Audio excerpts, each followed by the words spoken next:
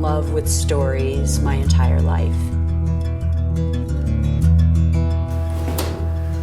It's about a progressive priest who really believes in social justice. She is too liberal for her congregation, and she is pushing them to accept gay marriage, to accept gay people as equal in Iowa. And then her daughter comes home, and she's not progressive enough for her daughter. And her daughter wants to get married in the Episcopal church of her childhood. And what Reverend Alex knows and can't tell her daughter is that if her daughter shows up with a lesbian who looks like younger Alex looks, it's going to create havoc in her congregation. And marrying them in the congregation means Reverend Alex might lose her job. Alex, at the last vestry meeting, you said that a priest should lead and inspire rather than Yes, I did. When I started, creating this story, what I cared about was creating deeply moral characters who weren't broken, who weren't damaged, who weren't dark, and nevertheless had challenges to their own goodness, and to see what kind of story that would be. And that's, I think, my own personal feeling for this story, why it means probably more to me than anything I've ever written, is because I think that all four of the main characters are deeply moral. They disagree on what is moral. They disagree on the nature of love. And sometimes they don't listen to each other all that well, but sometimes they do. So there's no villain. The people are really complicated, and they love each other and want to reach each other. And so the potential for tragedy is, what if they don't?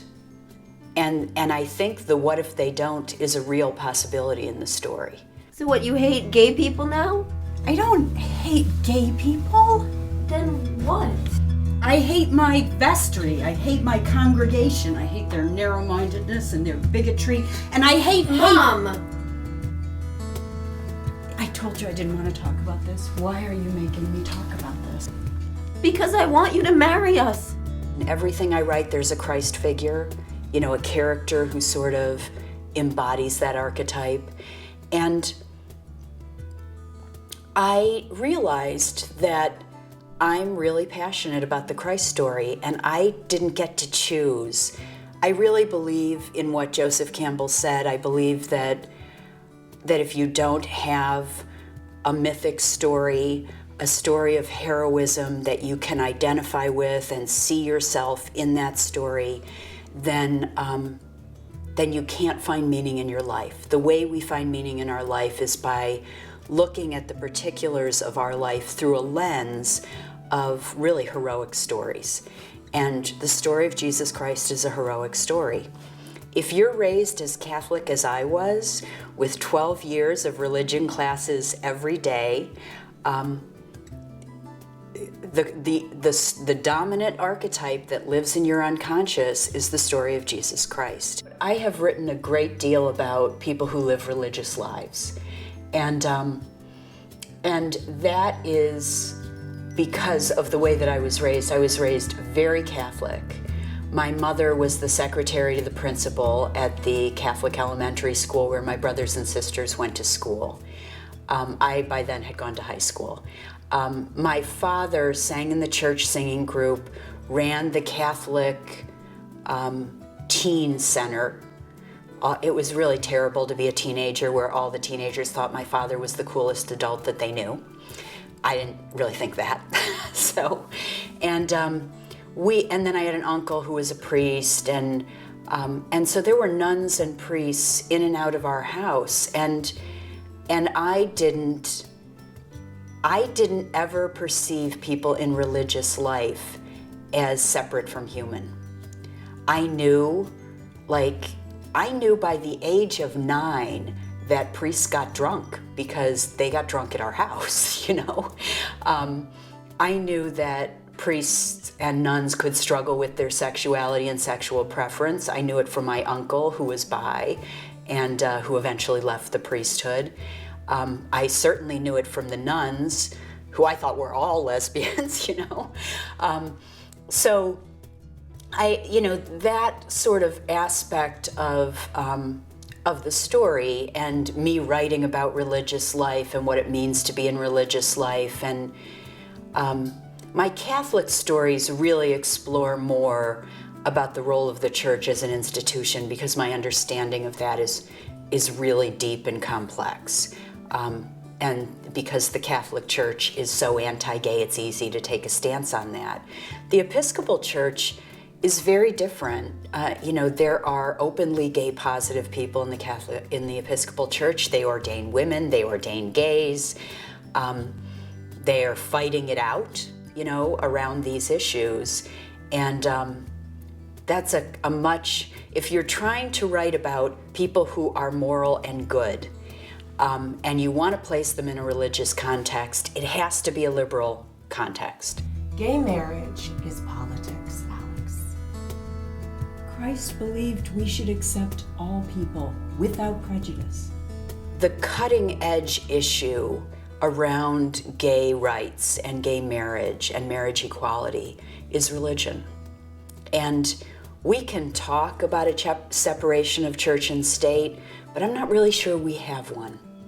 And certainly in the eyes of people who are anti-marriage, anti-gay marriage, there is no separation of church and state. And they believe they have the right to legislate the personal choices of other adults. So I think that the voices that get lost in the political debate are the voices of liberal Christians who believe in gay marriage. And I think that until those people are heard more clearly and Christianity is reclaimed and the ways of seeing Jesus Christ and his teachings are explained in something other than the view of the radical right, the fight for gay marriage is going to be extremely difficult. I have known my partner for 27 years, well over half my life. And I have been continuously involved with her for 23 of those 27 years. And most of what I know about love comes from my marriage. And it's just, it's the most moving thing in the world to basically grow up with someone. We were in our 20s when we got involved with each other. And I don't think either of us knew much about love, and I don't think that most people know much about love.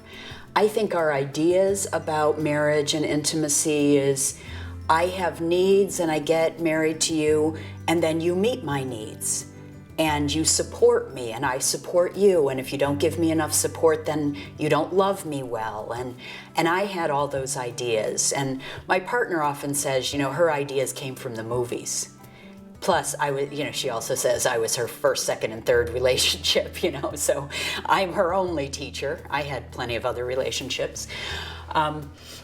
So this whole idea of how do we love each other, and beyond what we feel, how do we behave with each other? And what I know is about love is that in a marriage, your job is to work on being close to the other person. Support is secondary. Meeting somebody's needs I don't even think that's secondary. I think if you work on being close, your needs get met, and the other needs you have are your problem and not your partner's, and it's not their job to take care of your needs. I feel really passionate about this. Your partner is not your parent, and so when it came to Reverend Alex and Charlie, I wanted to create a relationship of mutual respect, and I also wanted the relationship to have a problem. Because my experience of marriage is you have lots of small problems that you work through easily, and then you have one or two issues that are impasses. And you live with them and you work on them, and the progress on them is extremely slow. And sometimes you're even stuck.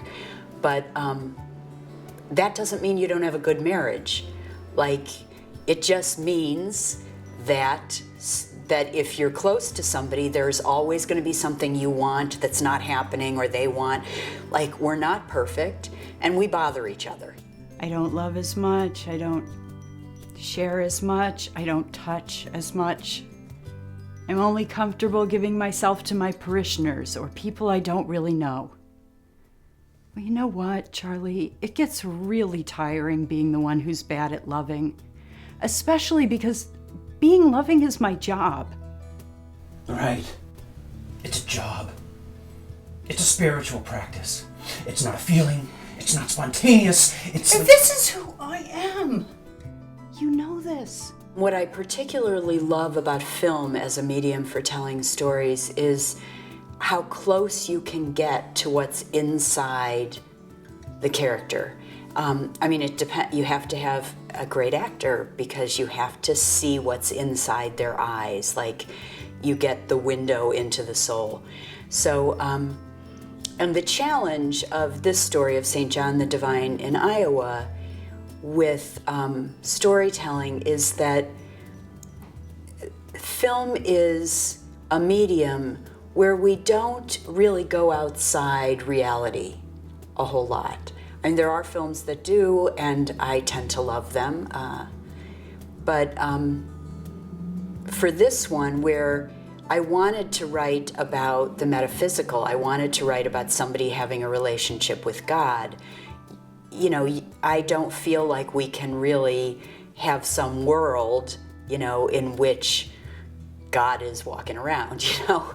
So, so how to tell that story where the main character has deep relationships with other human beings, but also has this other world that is internal but very real to her, and how she relates. So, so we talked a lot. I talked with the DP of the trailer about the use of light, and that light is kind of a character in the film, and how light falls across things, and also the sense of when you bring spirituality or the metaphysical into a story, you bring in a context of things being uplifted. You bring in the concepts of redemption, and also of falling from grace. So the angles of the camera have to support those concepts.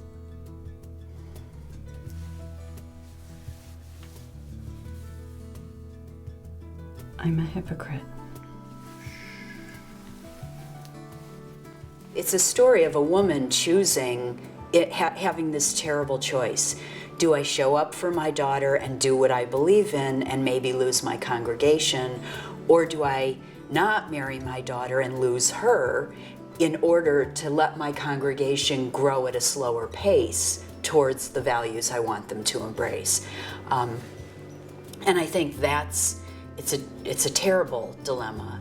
And it's a terrible dilemma if you love being a priest, probably more than anything else. If God and your relationship with God and the way that you get to live that out as a priest is the central fact of your life, which it is for Reverend Alex, that's where she lives from. And without it, I don't even know if she would know who she was. Like, her identity is based in her relationship with God. I feel so weird saying this because, you know, of course, this is so fictional, not Lyralen. But that's what the story's about, and we get to see it play out. We get to see the pressure mount and the relationships get more difficult, and we get to see them try to work for a solution, and we get to see what she loses and what she gains. And I'm not saying what. I'm not saying which one she loses. So, but I think the ending is surprising. I think it's not what people would expect.